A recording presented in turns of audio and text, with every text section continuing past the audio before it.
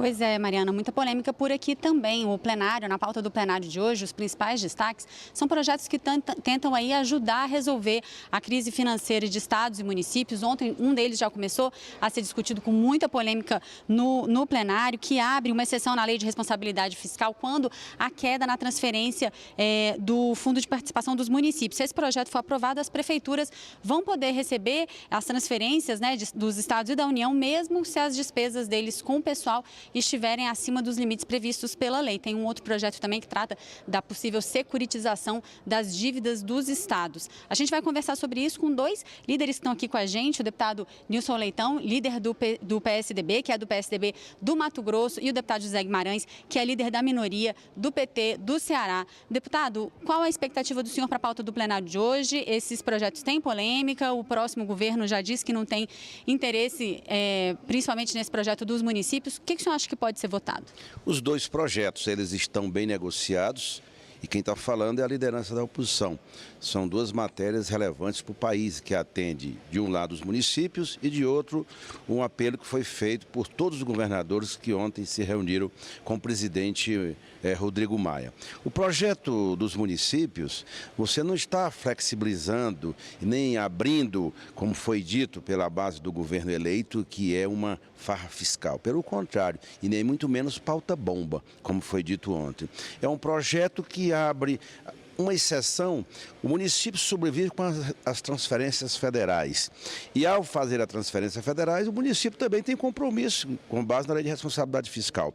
Na hora que cai a arrecadação, sobretudo a transferência do FPM, o município é obrigado a manter o mesmo ritmo. Ora, se cai superior até 10%, é evidentemente que o município não pode ser penalizado. Portanto, é apenas isso que nós estamos votando, abrindo uma exceção quando houver a queda de arrecadação ou transferências dos royalties de petróleo àqueles municípios que são beneficiados. Portanto, é um projeto simples, não altera aquilo que está definido fundamentalmente na lei de responsabilidade fiscal.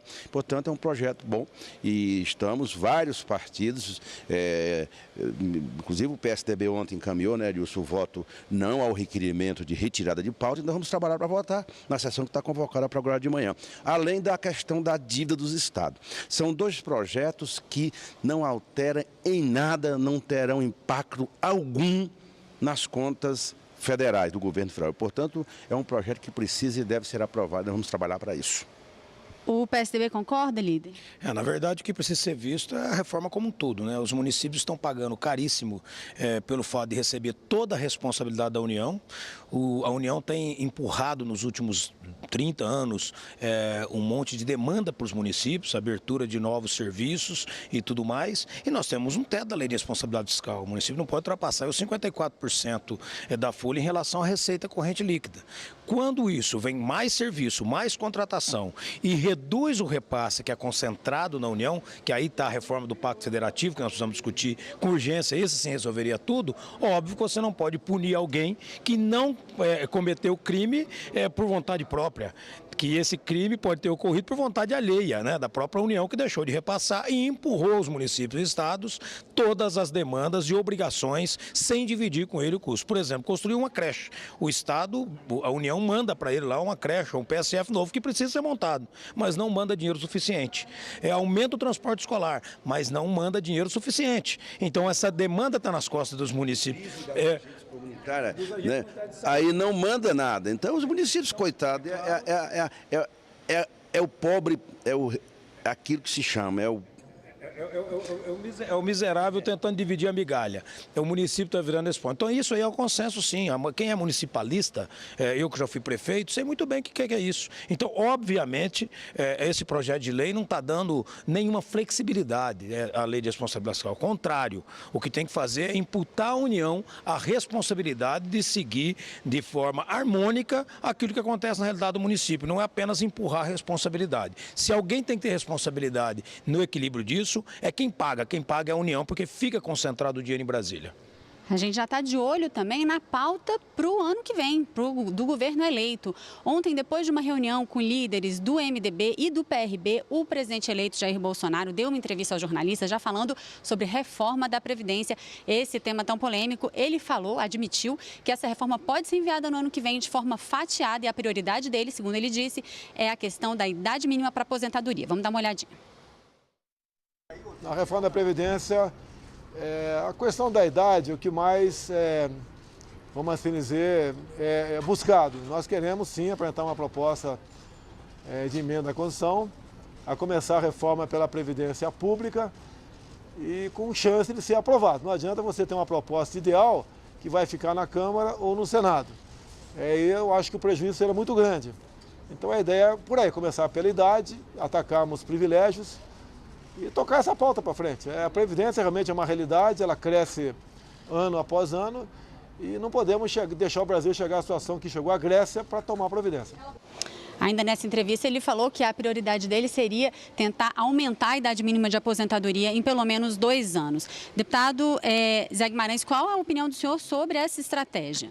Primeiro que sequer o governo eleito discutiu isso na campanha.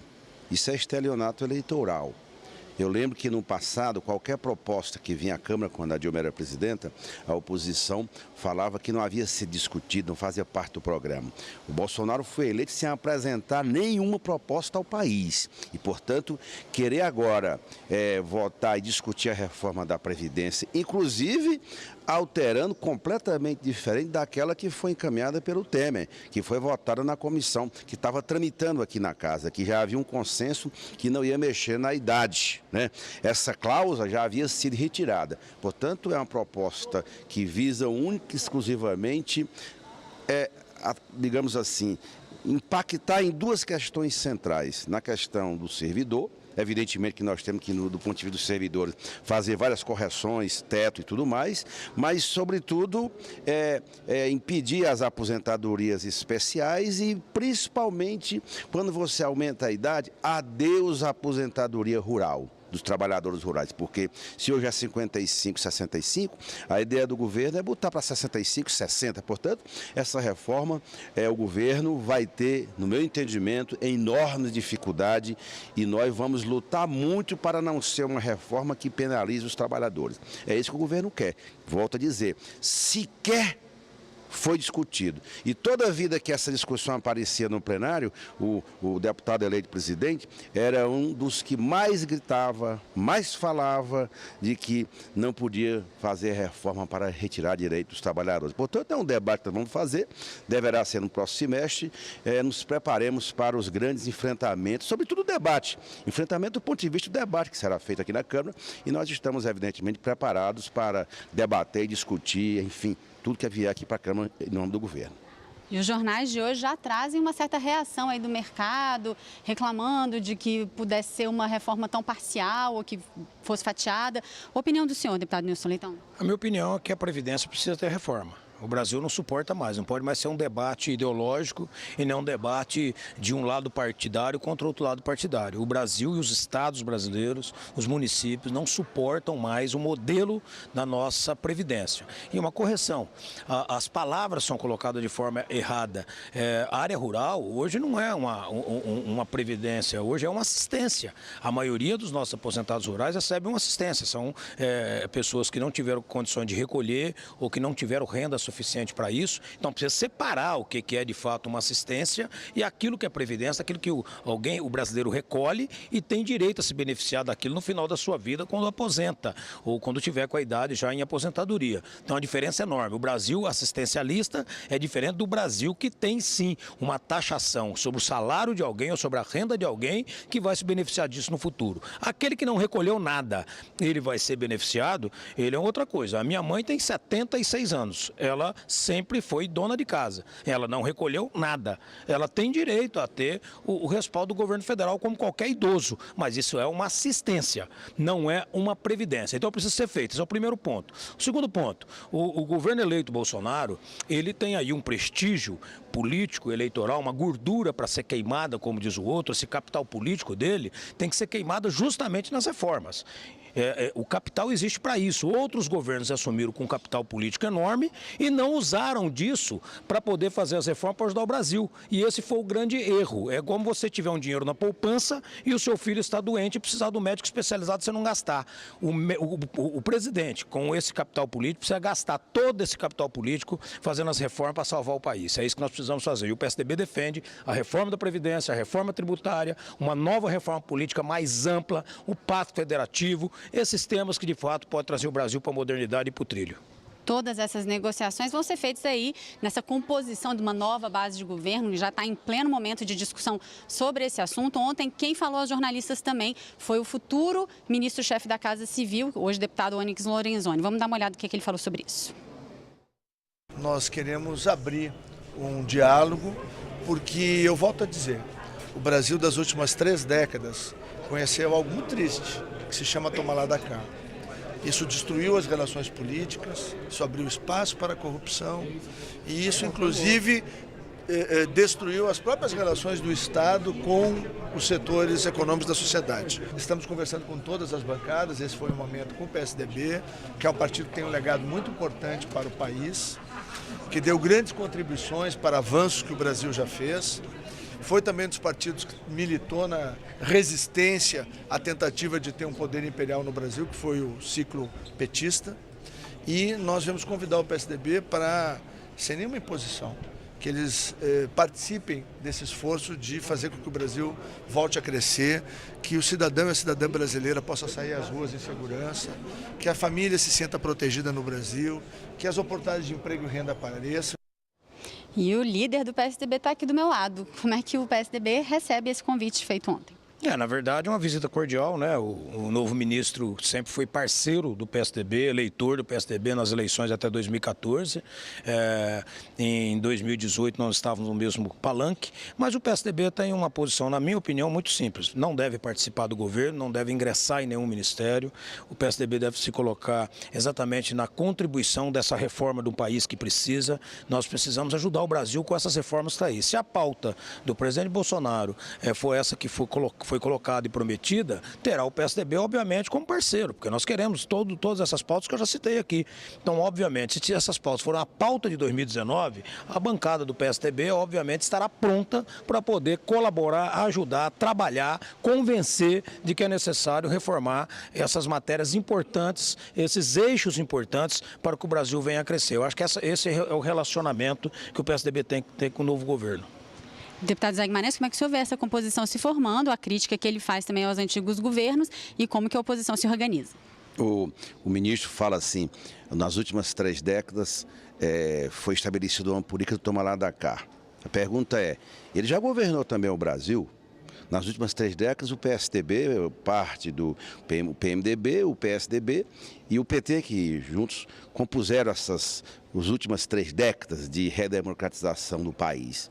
O que precisa ter, evidentemente, é uma relação sadia, como sempre se tentou, tanto nos governos do PSDB como do PT, na relação com o Congresso. O Congresso não é extensão, ou não deveria ser extensão, nunca deveria ter se transformado em extensão do Poder Executivo. Portanto, evidentemente que para nós, né, e também para o PSDB, mas sobretudo para nós do PT, as urnas nos colocaram com 47 milhões de votos e pedem e exigem que o nosso papel não é a oposição ao país, é a oposição ao governo, às suas reformas, naquilo que incidir na retirada de direitos. Por exemplo, a reforma, nós temos acordo, o país precisa, deputado Nilson, de uma reforma tributária, uma repactuação federativa. Agora mesmo nós estamos discutindo um projeto de lei que atende os municípios com concordância entre PSDB e PT, que não flexibiliza a lei de responsabilidade fiscal. São temas importantes, mas, por exemplo, a reforma da Previdência, o deputado Nilson colocou, o aposentado rural, a pessoa que tem o direito de se aposentar na zona rural, se você desvincula, ora, veja bem, aumenta a idade e desvincula da Previdência, aquele trabalhador aposentado não tem mais 13º, não, porque hoje as aposentadorias rurais são todas vinculadas ao regime previdenciário. Portanto, os aposentados rurais têm todo esse direito. Portanto, eu não considero que isso é gasto. Né? A aposentadoria rural hoje mantém, Nilson, você sabe que a maioria dos municípios brasileiros vivem de 2 rendas, os programas sociais e as aposentadorias rurais. Evidentemente, nós não vamos votar a proposta para desvincular o salário do aposentado rural da Previdência. Deputado Zé Guimarães, deputado Nilson Leitão, eu agradeço demais a presença de vocês aqui com a gente. A gente volta ao estúdio com a Vera.